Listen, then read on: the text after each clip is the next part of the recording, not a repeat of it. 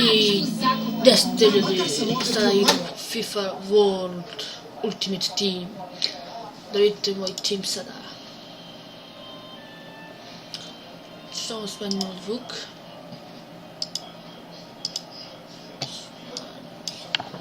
Tako.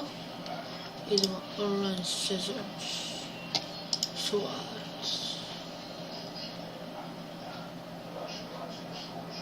Evo ga, moj tim. Malo povređen. Treba nam live back.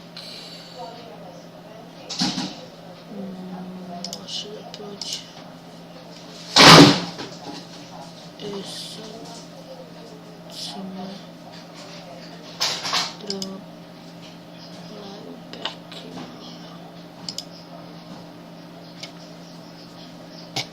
Ne, nisam to da radim. Idemo tu. Tu. I menjamo ga, brže. I sad mora da vratim. Tako, eto, vratili smo se ljudi.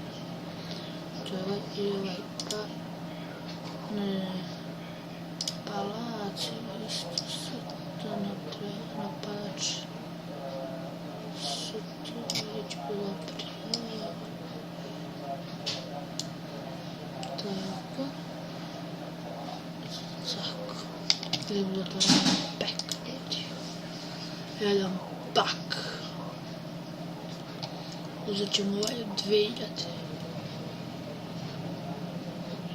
I da vidimo, zatvorit ću oči. Vidimo šta smo mi to lepo dobili.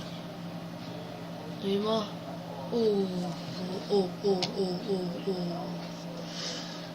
Mnogo loše, mnogo. Znači mnogo loše. Dobro, imamo ovo, da imamo što ima još. Brate. Interesant. Ko ovaj mladi. Ovo ću da prodamo. To nam ništa ne treba.